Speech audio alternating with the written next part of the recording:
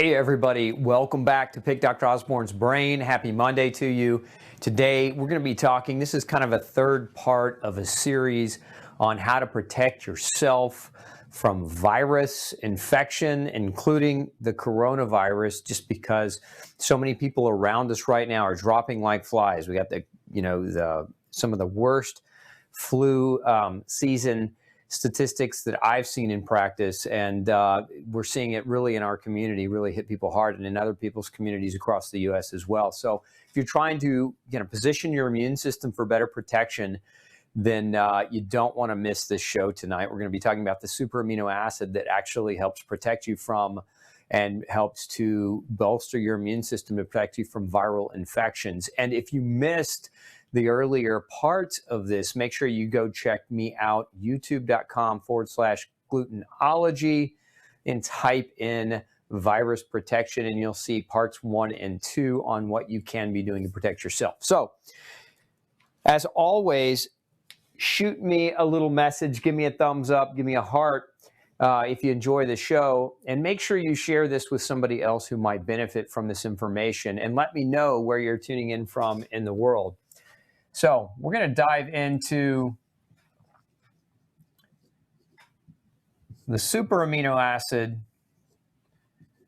known as NAC. If you haven't heard of NAC before, NAC stands for N-Acetyl-Cysteine.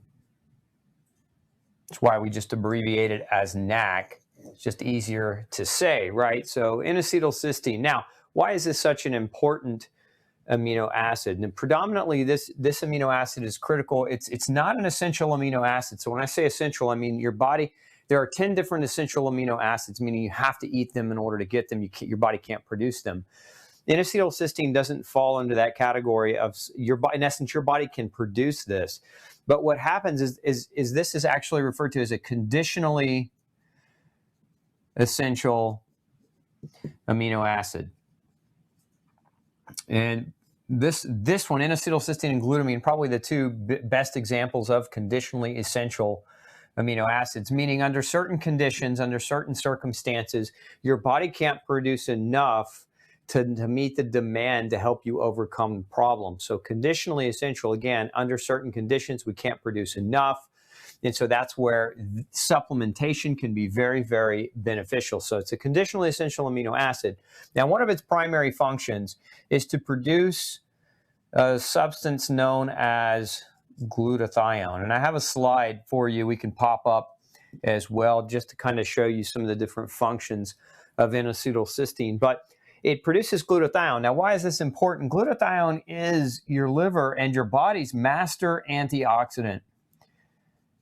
So think of it like this. Your liver needs glutathione to process the chemicals, the exposures to toxins, the day-to-day wear and tear that your body is under. Your liver needs glutathione as an antioxidant to process that.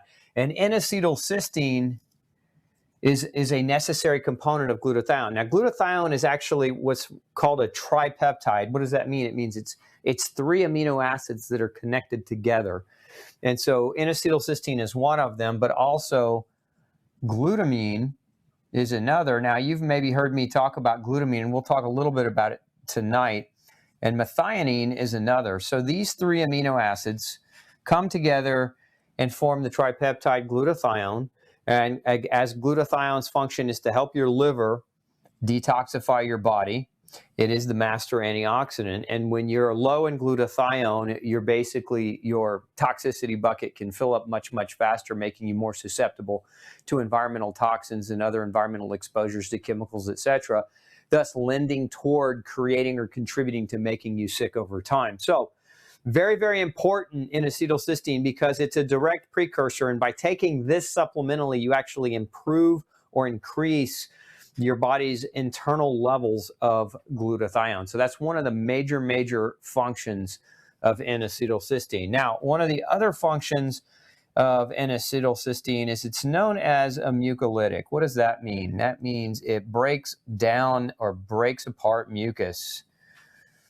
So where this is very helpful for many people that are, if we're talking about viral problems, one of the secondary complications of a viral infection, and whether it's influenza or corona or any other type of virus, is what's called an upper respiratory infection. So it can get into the respiratory tract, into the lungs, it can get into the sinus cavity.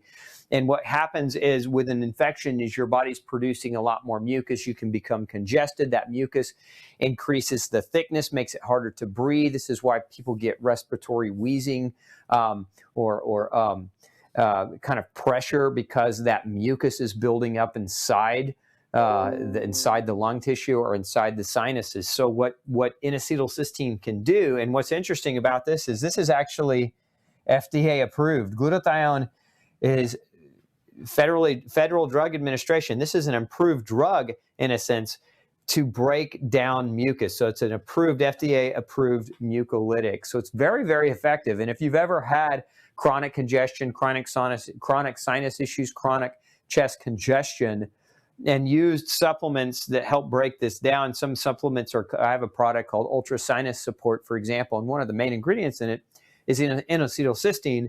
And this is the reason why, because it breaks down mucus and helps you breathe easier. So again, it's an FDA-approved agent to treat aggressive mucus secretion coming from the sinuses or the lungs.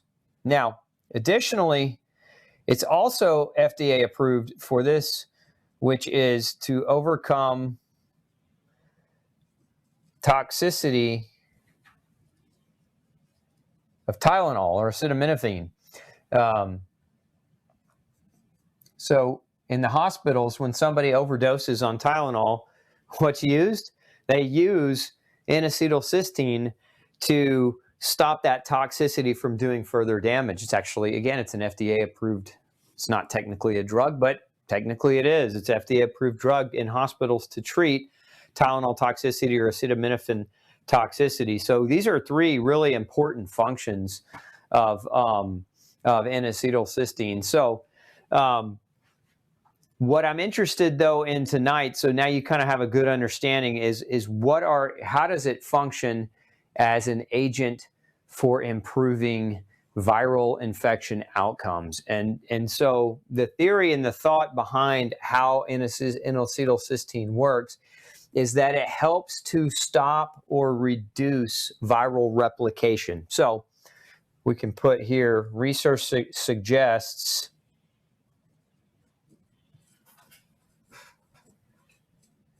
that it reduces viral replication. So all viruses have an initial period where they break your immune system and they can come in and they can become activated or become active, right? And so first they have to get by what's called your innate immune system, your skin, your mucus barriers. Once the virus breaks through that, then it can get into your cells and it can start hijacking your cellular machinery and it can start replicating in a big way. Glutathione or N-Acetyl-Cysteine cannot stop you from getting a viral infection. I want to be very clear there. That's not what it does. But what it does is if you start or if you have a virus, in essence, you've been infected by the virus, what it can actually do is it can reduce viral replication. And so it can, in studies suggest and show, as a matter of fact, I'm going to put one study up. Let's put that one up on, that's it right there, European Journal, Attenuation of Influenza-like Symptomatology. So if you can see that slide there, this was a study published, and it's not a new study. I mean, these studies have been around for quite a long time. And actually, in my opinion, the FDA and the CDC should probably fund a lot more research, because this is one of the most powerful antiviral agents that doesn't cost a lot of money. A lot of your viral medications are super expensive and they don't really work that well. But the research that's been done on N-Acetyl-Cysteine shows that not only does it help prevent viral replication, but what it actually does is if somebody gets sick, it reduces the severity of symptoms of their illness. It reduces not only the severity of symptoms, so let me put a little arrow up here. So it reduces severity of symptoms. It also reduces the length of time of the illness. And it's also been shown to reduce recurring illness. So N-Acetyl-Cysteine reduces the severity of the symptoms. It can reduce the length of time that somebody actually spends being sick, and it can reduce the risk of them recapturing or recatching the illness itself. So what is the dose? So in the research studies, what's the kind of the dose that we're talking about here to do this? It's actually a pretty low dose. It's about 1,200 to 2,000 milligrams a day was the studied dose that showed that this could work in all three areas. Now, there's no other, really, if we think about this, there's no other drug that really does that. And again, I said before, N-Acetyl-Cysteine is not really a drug. It's a nutritional supplement. And so it's very rare that we find a nutritional supplement that actually works better than some certain targeted drugs. But this is one of those examples where we've got a natural agent that can be used as a nutritional supplement. We can't, from the FDA, they watch us and say you can't make claims of treatment, curing, or diagnosing diseases. But N-Acetyl-Cysteine from a nutritional supplement perspective has been studied to do all of these things, whereas no other antiviral medication has been shown to be as effective in that way as N-Acetyl-Cysteine. Yet, this is a substance that's not being used in a major way in hospitals. It's not being used in a major way by other doctors. And we have to think about, why aren't other doctors making that recommendation? I just showed you a research study, and we'll pop another one up for you where you can see the impact on N-Acetyl-Cysteine on viral replication and inflammation. Just paraphrasing here, you can see, therefore, antioxidants like N-Acetyl-Cysteine represent a potential additional treatment option that could be used in the event of an influenza outbreak. So again, very, very strong, very, very potent effects, but doctors ignore the research on this, and they continue to make recommendations that don't really have any great effect. And a lot of times when people actually start out with a virus, with a viral infection like influenza, is they go to the hospital, they go to the doctor, and a lot of times the doctor there's no antivirals that can really be given to do much for this. Some people will take Tamiflu that can reduce the duration of illness, but most of the time, doctors are going to give an antibiotic, even though antibiotics don't work. They don't work for a viral infection. A lot of the times you get a steroid. They give steroids to reduce the inflammation so that you have better quality and feel better. And so the problem with steroids is that we don't want to do that necessarily, because steroids suppress the immune system. And we don't want to be suppressed. We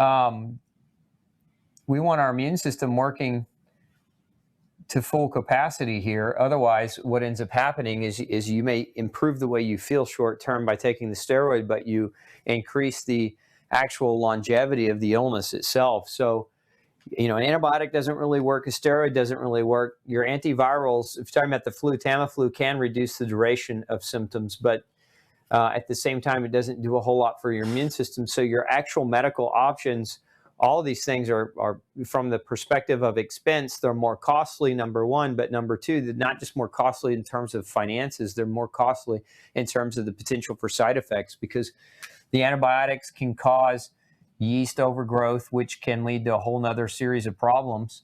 The steroids create GI damage, so they damage the GI tract, they suppress the immune system, they cause, depending on how long that you're taking them, they cause certain vitamin and mineral deficiencies, so do antibiotics. And so there's a cost that you pay in terms of what happens to you from the side effect perspective. There's also a cost that you pay out of your wallet to be prescribed these things that don't really do a whole lot of good when we're talking about a viral infection. Remember, virus is very different type of animal than, let's say, a bacterial infection that, again, oftentimes get that antibiotic as a form of treatment. So don't necessarily want to just jump to that. A lot of people will get sick and then just jump to those things immediately without proper testing. Now, if you're going to the doctor and you suspect that you have the influenza, or God forbid, coronavirus breaks out and starts, creating a greater degree of spread in the U.S., One of the things you always want to ask for is, before taking that antibiotic, is ask for a culture for bacteria. Now, some clinics will have what are called rapid response tests, RRT. We'll just abbreviate that, where they can check you for certain strains like influenza A or B, certain strains of virus, or they can check you for certain types of bacteria rather quickly. But again, in my experience, depending on the doctor that you see, most of the time they're not really doing this. They're just they're making the diagnosis of infection. They're calling it upper respiratory infection or something like that. And they're just giving you the antibiotic just in case you need it.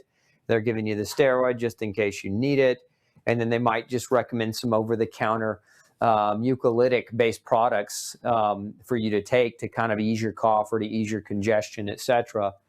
When again, the super amino acid N-Acetyl-Cysteine can do that. Remember, it's FDA approved as a mucolytic, but also very, very effective at reducing viral replication. Also, it's important to understand that we've studied other viruses, and we know that when a person has a major active viral infection, they're burning through about 6,000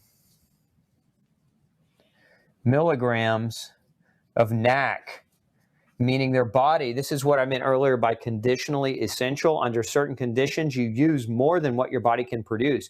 And viral infections, an example of that, where if you're burning through 6,000 milligrams a day of NAC and your body's not capable of producing that from your current diet, then supplementation is really the only way to kind of get what you need. So this is one of the things we know is that about 6,000 milligrams a day are burned in certain viral infections.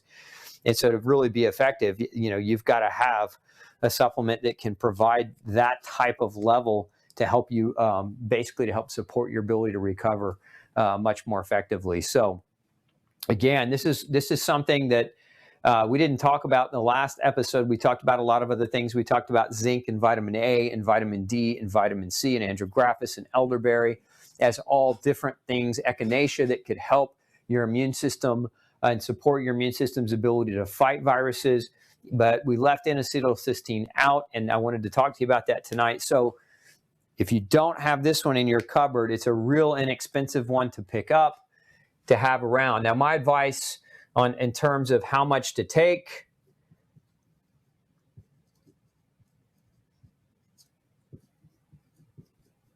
so you're picking this up at the store, and you need to know how much do you want to take to be effective. So if we're talking about a preventative dose, meaning you're not sick, what do you want to take for prevention? Anywhere between 1,200 and 2,000 milligrams per day. And actually, I mentioned the research study earlier. It was this quantity that was given to elderly patients that showed these results, right? So that 1,200 milligram a day mark showed a reduced severity of symptoms, reduced length of time of illness, and reduction in the recurrence of illness. So 1,200 to 2,000 milligrams a day, that's where you kind of look at as your preventative dose. Now, kind of a more aggressive, moderate dose, you think you're coming down with something somewhere in between 2,000 and 4,000 per day. And if you're full-blown in bed with super illness, if you were in the hospital and it was a nutritionally oriented hospital, they would actually potentially IV you with N-Acetyl-Cysteine to the order of magnitude of 100 milligrams per kilogram a day, which equates to about 8 grams or 8,000 milligrams, which is 2,000 more than what some viruses are shown to deplete from the body. So it gives you the 6,000 plus an additional 2,000, depending on your weight again, but that's for the average, 150-pound person. So a heavy usage, we're talking, 6,000 plus milligrams per day.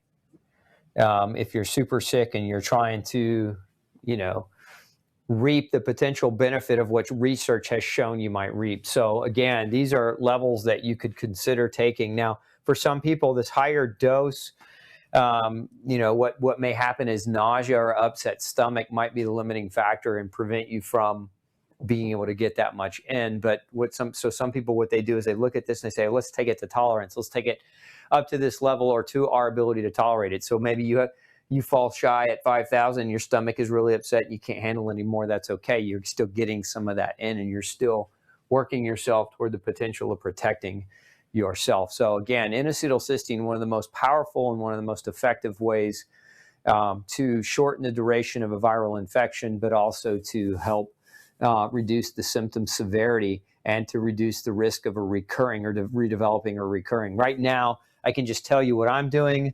I'm sitting at about 1,500 milligrams a day myself personally, and this is where I will stay until flu season is over, which will be sometime toward the end of March. That's when I'll start kind of coming down off that dose. But this is, again, the preventative dose that you might want to consider if you are looking, again, to protect yourself from the cold, from the flu, from the potential outbreak of corona, but also from just the general influenza virus. So let's talk a little bit too. I wanted to dive into, I said I'd talk just a little bit about L-glutamine, because some of you have actually asked me about L-glutamine. So L-glutamine, as we mentioned earlier, is one of the 3 agents necessary to produce glutathione, which is what your liver uses to detoxify. But glutamine is also the fuel for your lymphocytes. And this is one reason why you might consider also adding L-glutamine to your repertoire of nutritional support. Now understand what a lymphocyte is. A lymphocyte is a specialized type of white blood cell that helps you produce antibodies. And so L-glutamine is the primary fuel source for lymphocytes. So what happens when people are sick is they're burning through their L-glutamine more aggressively. Now, N-Acetyl-Cysteine helps to preserve glutamine, and vice versa. Glutamine helps to preserve N-Acetyl-Cysteine. So, what a lot of people will do is they'll take kind of the combination of glutamine and N-Acetyl-Cysteine. So if you're looking to add glutamine to support lymphocyte function, we can look at is kind of a dose between 2 and 5 grams per day. And my advice would be to start at that lower realm of 2 grams a day and kind of work your way up, because one of the things glutamine can do is it can cause, if you take too much too quickly, some people, just like with magnesium or just like with too much vitamin C, it can pull water into the bowel and create a loose bowel or diarrhea. So start at that lower level and work your way up to that higher level. Now, it's important that when you're taking N-Acetyl-Cysteine or L-glutamine, that you don't take them with a big hunk of meat or a big hunk of protein. And here's why. These are amino acids. And so amino acids, when you're taking them in free form, if you take them by eating a heavy piece of meat or a heavy protein meal, what happens is the proteins in that meal the amino acids from the proteins in that meal that you're eating will compete for absorption with the N-Acetyl-Cysteine and the L-glutamine. So these are going to be best done if you can take them about 30 minutes before you eat that meal. Or if you're just eating a piece of fruit or something that's not heavy in protein, you can take these supplements and that would be just fine. But again, if you're getting ready to sit down to 8 ounces of chicken or 6 ounces of beef or something like that, you want to take these supplements, give yourself kind of a 30-minute prior window to take them, or wait a couple hours after that meal to take them. You'll get better absorption out of them if you do that. So again, you can also take them on an empty stomach. So again, either way, but just away from that high protein meal is going to get you better effectiveness from taking these 2 things. So on the topic of amino acids, so again, I said before, these are amino acids. Glutamine and N-Acetyl-Cysteine are amino acids, AA, amino acids. So this brings me to another point I want to talk about in another strategy, which is your protein level. When you are trying to protect your body, you got to remember that protein is the building block of antibodies. So if you don't have adequate protein coming in, and this I see this a lot with long-term vegans where cold and flu season, where they tend to be more susceptible to a lot of times to picking up problems. It's because their protein level's too low to support their body's ability to generate antibodies effectively to be able to fight and defend them from picking up infection. So protein levels really important during this time of the year. Now, especially if you work out on a regular basis. If you work out on a regular basis, kind of the general way to look at your protein need is you need about 1.5 to 2 grams of protein per kilogram of body weight. Okay, so you can determine your pounds if you're in the U.S. and you're trying to figure out kilograms to pounds. Just take kilograms and divide it by 2.2, or rather take pounds and multiply it by 2.2 to get the quantity of kilograms, and you can figure out 1.5 again. 1.5 to 2 grams of protein per kilogram of body weight is what you're going to need if you're working out rather steadily, rather aggressively. Now, if you're trying to support your immune system, you pretty much need the same quantity, especially, again, if you've been susceptible, if you've found yourself sick multiple times. One of the reasons the elderly get sick more frequently or at greater risk is not because their immune systems are so terrible. It's because their ability to make stomach acid has reduced with age, and so they're not as effective at getting the protein, the amino acids from the protein from digestion. And so what happens is they may eat the right amount of protein, but they don't digest it as well, and so that's going to affect their immune system's capacity for antibody production, and that can, again, in turn lead to a reduction in immune capacity. So you know, just because you're elderly, you got to keep that in mind. If you aren't getting adequate protein, or even if you are getting adequate protein, but you suffer with indigestion, or you're taking antacids or other drugs that block your ability to digest, you've got to kind of adjust for that and make sure that you don't let your protein levels drop to such a great degree that it starts to impact or affect your immune system. And I would just say, if you are on an antacid, it's probably a really terrible idea. One of the reasons they suppress immune function is because they suppress protein absorption. But the second reason why is because when you block stomach acid, a lot of the ways that different viruses, bacteria, and fungal infections get a hold of our body and can set in and really start creating problems is if you don't have stomach acid. Remember, stomach acid serves to kill and neutralize potential pathogens or potential infectious microorganisms. And so without that protein, or rather without that stomach acid, you become more susceptible. So if you're taking any kind of antacid medication, proton pump inhibitor, something like Nexium or Zantac or Tagamet or Prilosec, you know, what you're really doing over a long period of time is you're suppressing your protein absorption capacity, reducing your immune system, but you're also suppressing your stomach acid, reducing one of your body's main tools or weapons against fighting against infection. So very important that if you're doing that, you maybe get with your doctor and say, hey, what else can we do?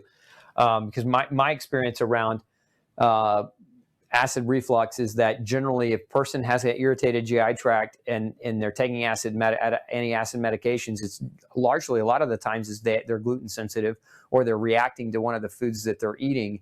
And so the medicine is just masking the reaction. The reaction is still going on. The medicine is just masking it. So if you change your diet, you can improve the symptoms that you're having without having the need to continue to take the medication for the rest of your life. So again, protein, very important during this time of the year.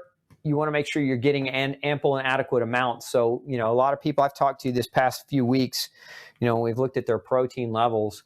You know, what I'm seeing a lot of are people that are taking, you know, they're taking about half this. So they're somewhere around that 0.7 to 1 gram of protein, and this is a day, right, per kilogram of body weight. And that's not enough to keep your immune system strong for the cold and flu season, or to protect you, especially with what we've got going on. So 3 kind of lessons today. Lesson number 1, N-Acetyl-Cysteine.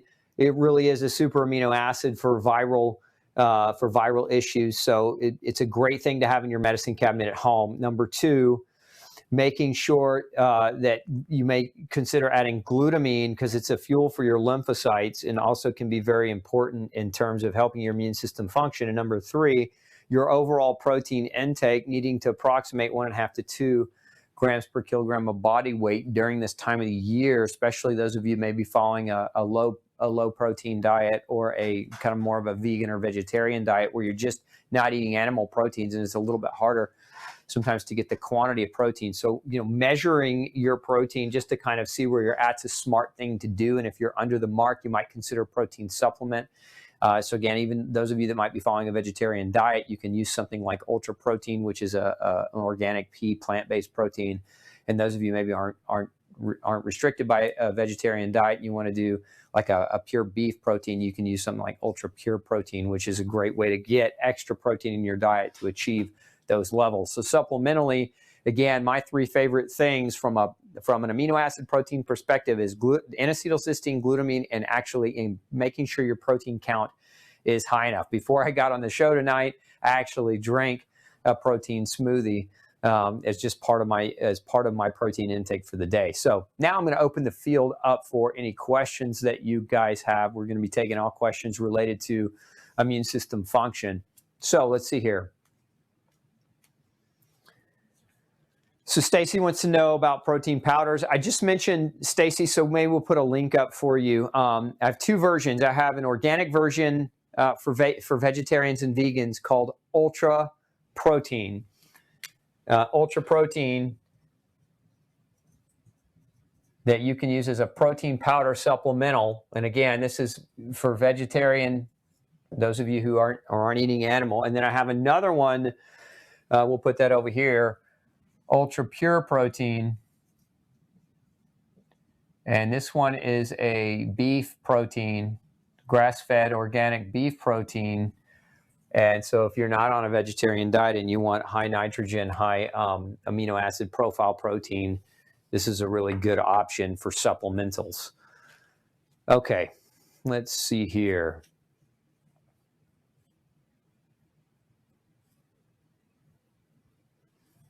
So another question, what's the best product that I would recommend for people to buy in this scenario? There's not one. I'd say that if you're looking to protect yourself and support your immune system for a virus, if you could only do one thing, I'd probably recommend Virid, V-I-R-I-D. It's a formula that contains a lot of different agents, including zinc and vitamin A and echinacea and elderberry.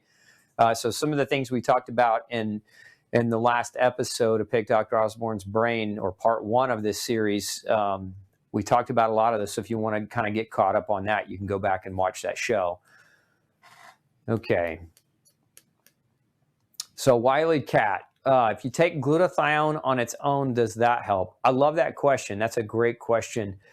Glutathione is very, very tough to absorb from the GI tract perspective. So if you're taking oral glutathione supplement, it generally is not absorbed very well. This is why N-Acetyl-Cysteine is used in a lot of clinics and a lot of doctors' offices. N-Acetyl-Cysteine, as science has shown, that taking N-Acetyl-Cysteine increases glutathione. If you're taking glutathione as a supplement, it's not the same thing as taking N-Acetyl-Cysteine. And remember that these impacts and these effects are as a result of N-Acetyl-Cysteine, not as a result of glutathione. So that doesn't mean you can't take glutathione. It just means that if you're trying to get the benefit of what we know from research that N-Acetyl-Cysteine can provide, then you want to take N-Acetyl-Cysteine and not glutathione.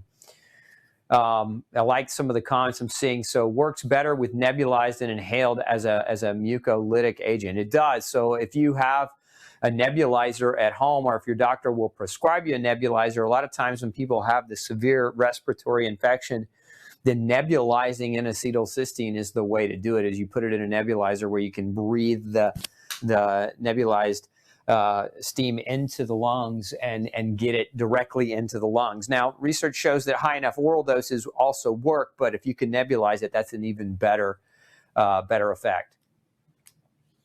Let's see here. Dickerson Chester wants to know, should you use it all year long or during the flu season? I'd say start using, again, we're talking about, what are we talking about using it for? We're talking about for, supporting your immune system in case of a viral outbreak. For me, probably until we know more about what's going to happen with this coronavirus and what, whether or not the cases that are reported in the United States are going to start spreading and we're going to start seeing that increase. I can promise you, I'm going to be taking that until we know something more or until this thing goes away. But in a general year, without a greater fear or without a greater worry about something like a coronavirus, just typical influenza, just taking it during cold and flu season is adequate. So when does that really start? It kind of think about it at when school starts and the kids go back to school, and we got all that mass germ sharing that begins, and then they start coming home and sharing all that germs with all their families, and then everybody's getting together during the holiday season. So think mid-September all the way through the winter, sometime to late February to March as a time frame, an ideal time frame to take it as a supplement for support. Can pregnant and breastfeeding women use it? Yes, they can. That's a great question, Donna. There is no research that shows a detriment of N-Acetyl-Cysteine in pregnant women. So that being said, it's always a great idea to talk with your doc about it, but there's no research that shows there's any kind of detriment, and it's actually considered safe for pregnant and breastfeeding. Let's see, Linda, would it be helpful and maybe even better for cold sores than Valtrex? My favorite natural supplement for cold sores is Virid. I know you've maybe heard me mention that a few times, but I like Virid better because it contains L-lysine, which is another amino acid that helps prevent viral replication. Combined with when you combine that with higher doses of vitamin C, it works like a charm. So my advice for a cold sore fever blister would be something like that over an N-Acetyl-Cysteine. What are the side effects of N-Acetyl-Cysteine? There really aren't any known side effects outside of you start getting that dose up high that you can have some nausea or gastric distress. So it just really, it's more of a GI side effect. But there aren't any, it's kind of like B vitamins. There aren't a lot of side effects for most people taking B vitamins, not a lot of recorded side effects of N-Acetyl-Cysteine as well. Okay. Oh, yeah. So Tracy says, I just got the email for the show at 6:30. I noticed that it was sent at 5:02. That's why, I've been telling you guys, when we send out our email, our information a lot of times is being suppressed. Like the powers that be don't want a lot of the information that we talk about getting out there. And so our information sometimes gets blocked. Sometimes it gets delayed.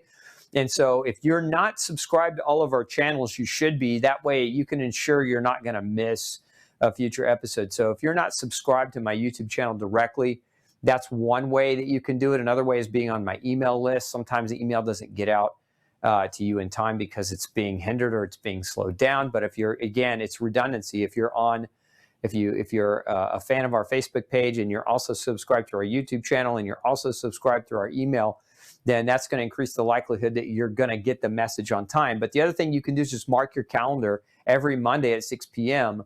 and that way you know to look for the show. Let's see here. Chocho, how can you increase your stomach acid? Well, it's not an issue necessarily of increasing your stomach. If you have low stomach acid, one way that you can increase your stomach acid is by taking away the foods that could potentially damage your stomach lining, because this is where a lot of people are. They're eating foods either that they're sensitive to, or they're gluten sensitive or gluten allergic, and so they're getting exposure, and those foods are damaging the cells of their stomach that produce the stomach acid. So those are called parietal cells. And so when you're eating foods that can damage your stomach and your stomach lining and it reduces your stomach acid, number one way to improve your stomach acid is get rid of those offending food agents. So that's step one, and that's the most important step. Now, there are other things that you can do. There's a supplemental to increase acid called betaine hydrochloride. I actually have a formula called Ultra Acid, which can be very, very helpful for helping you digest. Some people also find apple cider vinegar, taking a teaspoon or 2 teaspoons before a meal, about 10 minutes before a meal. It's got an acidic nature to it, so it increases slightly. It puts a little bit of acid on your stomach. So again, that can help with your digestion as well. So those are 2 strategies for you, Chucho. Let's see here. Not a question.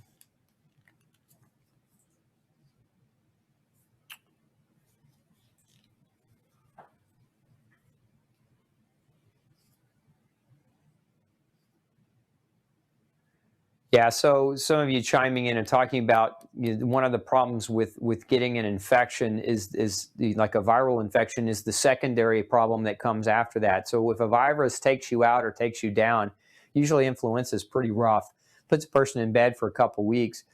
The secondary risk that comes along with that is, as your immune system is battling and trying to fight the virus, it's a lot easier to pick up a bacterial infection or a secondary infection. And so then that can lead to more complications. And this is where people really get in trouble, is not just the virus itself, but it's the secondary opportunist bacteria that can also take a role. And so from that perspective, if we're talking about immune system protection and immune system prevention of bacteria, then a good probiotic can be very helpful in that case. In this case, I would recommend a really strong one like Ultrabiotic Defense. Let's see here. Let's see. Marie wants to know, can this amino acid help with asthma flares due to excessive mucus, since this amino acid breaks mucus? If so, what would be the recommended dose and supplements? Thanks. Yeah, so same recommended dose. If you're looking at trying to use N-Acetyl-Cysteine to kind of help break mucus down, I'd look at somewhere between starting out as kind of a therapeutic dose, 1,500 to 2,000 milligrams a day, taken orally. If you've got a nebulizer and you can nebulize that N-Acetyl-Cysteine, that's even better, because it'll get directly into your lung. What is the youngest age to take N-Acetyl-Cysteine? I would say, again, this is my experience in my practice. I've given N-Acetyl-Cysteine to kids as young as 2. Now, again, you got to adjust. This is an adult.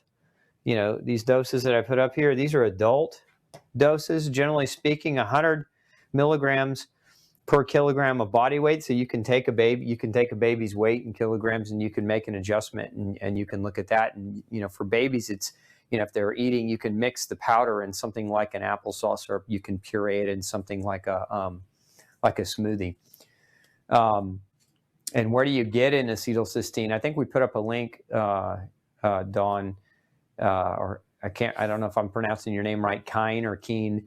But that link should be in the feed for you, as far as where you can get a good quality gluten-free resource on N-Acetyl-Cysteine.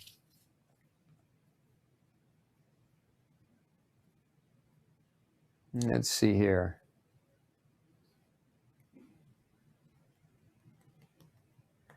Dwayne says, I have sinus drainage 24/7 and stuffing of the nose, probably due to my autoimmunity. I regularly take NAC. What was the name of your brand again? And is it something I could try? So yeah, Dwayne, you can just go to Gluten Free Society and look and just type in the search engine Ultra NAC, and that'll pull that up. Now, if you're struggling really with a lot of sinus issues, I have another formula too called Ultra Sinus Support, and that one might be more up your alley. Now, Ultra Sinus Support has N-Acetyl-Cysteine in it.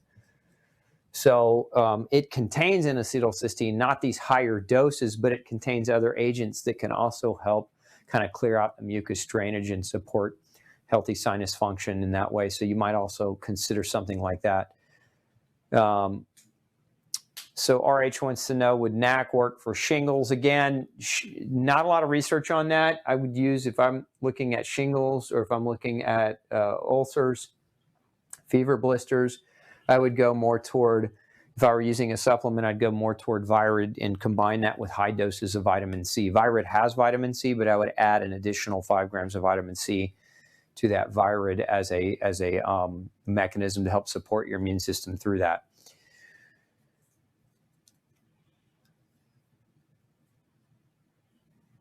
Let's see here. What brand of NAC? Origins Wellness Formulas is the brand I recommend. Again, that's the reason why I recommend that particular brand. You can go to Gluten Free Society and pick it up, is because everything that we produce, that we formulate and manufacture, is absolutely gluten-free. And so a lot of supplements have fillers, hidden gluten in them. And so those of you that follow me for any length of time know I'm passionate about the gluten-free diet. If you've read my book, No Grain, No Pain, you know why I want to make sure that all of our formulations don't contain that gluten in it, because that gluten can be one of the things that creates the inflammation.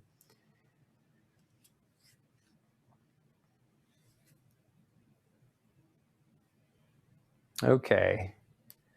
Foods that are high in N-Acetyl-Cysteine, one of the best sources of dietary cysteine is meat, simply put. But if you're vegetarian, maybe and not vegan, you can get it from egg. Outside of that, you can get it from some of the sulfur-containing cruciferous vegetables. But those are going to be some of your best food sources for it. Let's see. Nancy wants to know, what do you think about traveling by airplane, April, with the coronavirus going around?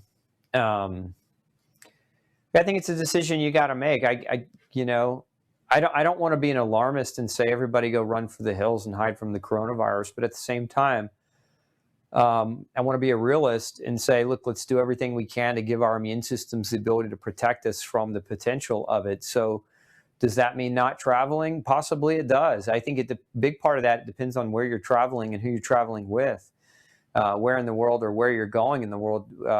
So obviously, if you're traveling somewhere like China, I might say that'd be a trip I'd want to cancel. But, depending on where else you might be traveling, I'd say it's got to be an individualized decision that you make. But if you're already sick, traveling is already probably a bad idea. Chris wants to know, what can be a replacement for niacin? Niacin's vitamin B3, and there isn't one. Now, some people can't do niacin because it causes a flush at certain doses. So there's a non-flush version of niacin called niacinamide, which if you take, our B complete, it's a multi-B vitamin B complete, it does have niacinamide in it so that it doesn't create that flushing reaction, and that might be an option for you. Juan wants to know how to increase protein absorption. I think I answered that a minute ago, but I'm going to repeat it. So you take a supplemental acid to increase your capacity at absorbing protein. So that would be ultra acid would be the formulation that I would recommend there. Also, taking apple cider vinegar might be helpful in that regard as well. Somebody wants to know, is beef collagen powder a protein supplement too? It is, but the amino acid profile, you'd want to really look at the amino acid profile of it. It is, but most of your collagen supplements contain a lot of proline. They contain a lot of lysine. But as far as therapeutic doses of N-Acetyl-Cysteine, not so much. So yes, it's a protein supplement. No, it's not going to contain large quantities of N-Acetyl-Cysteine if that's what you're trying to get. Is glutamine and glutathione the same? No, they're not. Glutamine is a precursor to glutathione. Remember, I said this earlier, that glutamine, methionine, and N-Acetyl-Cysteine all work together to produce glutathione. So glutathione is made out of these three amino acids. So glutamine and glutathione are not the same thing. Can I drink Ensure as a way of replacing meat in my diet? Yeah, if you want to die earlier and poison yourself with corn syrup, please drink Ensure. This is a topic I probably should cover in greater detail.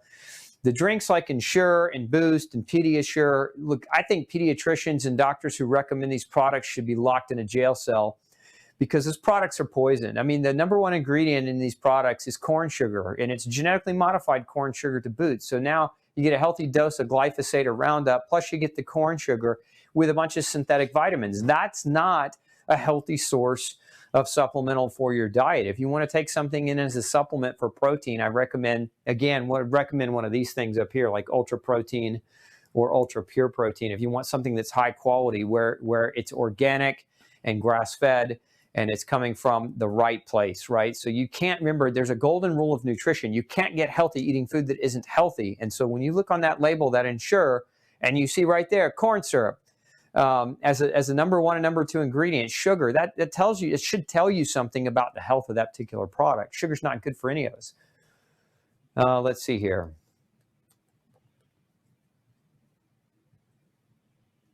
How do you get it in a liquid for nebulization? So get with your doc, and they'll prescribe it for you.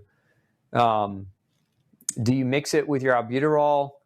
Again, get with your doc, and they can prescribe it for you. I don't know that I'd necessarily mix them together in the same nebulizer. I might do two separate nebulizing treatments to do that, but I don't think I'd mix them together. For chronic viral respiratory inflammation, for that I recommend N-Acetyl-Cysteine, but I also recommend, again, ultra sinus support. There's some ingredients in that can help support lung function and lung inflammation. I'd recommend high doses of vitamin C, at least 5 grams a day for that as well.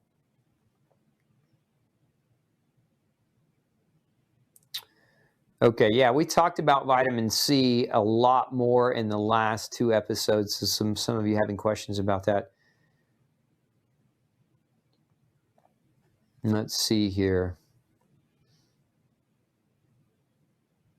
Juan wants to know if I'll write a book about vitamins, minerals, and amino acids. Juan, you're on my living book every week when you come and visit the show. But yeah, we've got another book in the pipeline coming here pretty soon. It's a timing issue right now. So yes, the answer to that question is yes. How do I boost glutathione? I have a viral infection that leads to thyroiditis. If you want to boost your glutathione level, the number one way to do it, outside of injecting or IVing glutathione, if you get a doctor that does IV treatments, is to take N-Acetyl-Cysteine at higher doses if you want to boost your glutathione. So, a couple of grams a day is where I would start with that if you really want to get your glutathione levels elevated. Can NAC help pulmonary conditions? Yes, it can. Is glutamine and NAC okay for a 100-pound 11-year-old? Yes, it is.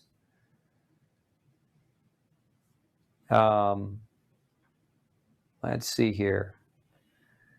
How do I know if I have low stomach acids? Ritu wants to know. Unfortunately, there's no great test to determine. So it's kind of think of it as an outcomes test. One of the ways that you can kind of look to see whether or not you're low in acid is to take betaine hydrochloride. So taking, like, again, supplemental ultra acid, and take 2 caps on an empty stomach. And if it doesn't create a warming sensation, then before your next meal, so several hours later in the day on an empty stomach, take 4. And if you have to take more than 4 caps to feel kind of a warm sensation in your stomach, your stomach acid's probably low. The only other way to get a pH reading on your stomach is to have what's called a pH capsule endoscopy, where you swallow one of these pills and that capsule goes down, and then it sends a message back to a computer that tells you what your stomach pH is. The problem with those tests is they're not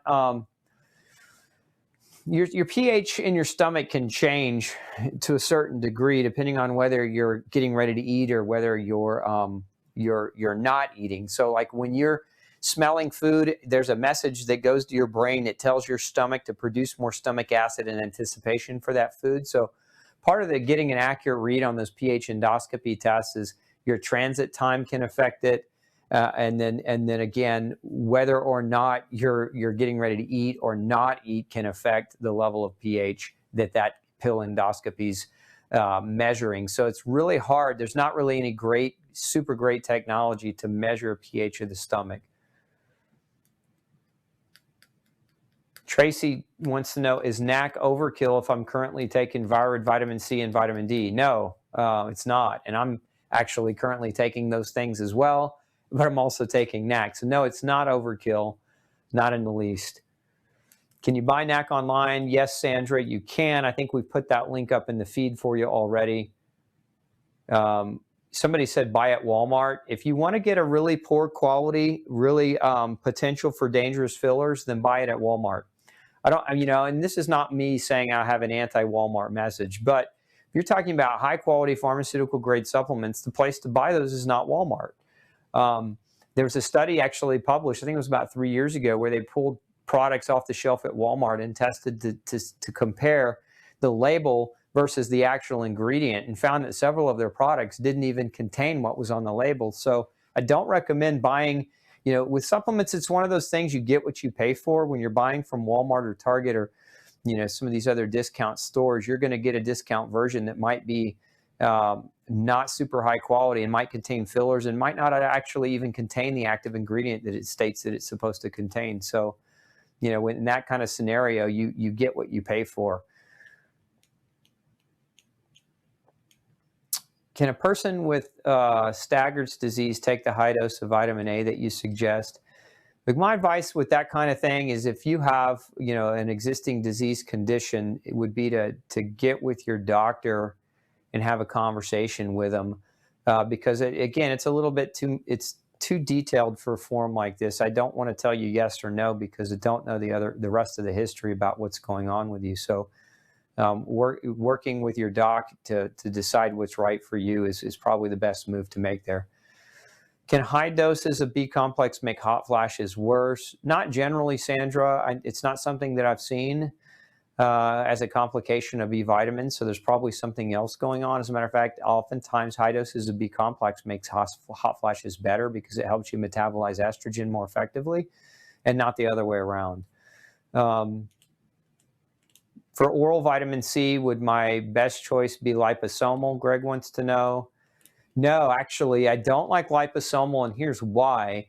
It goes back to who I am and what I've seen, clinically for the last 20 years, is that liposomal vitamin C, pretty much every one I've ever looked at, is derived from a corn-based ingredient. And so my message being no grain, no pain, I do not recommend liposomal. Now, there are research studies that show it's very effective at being absorbed, and it can really elevate vitamin C levels, but I like vitamin C powder. There's a brand called Detox C that I would recommend, and it's a vitamin C powder, high potency powder, with no corn or other grain-based fillers.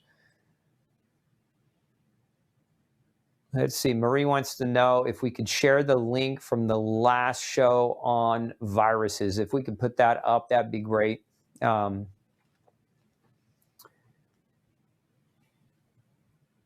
see. Ethan wants to know, is N-Acetyl-Cysteine good for emphysema if used in a nebulizer? Potentially, yes. But again, I'd get with your doc and see if they could prescribe that to you.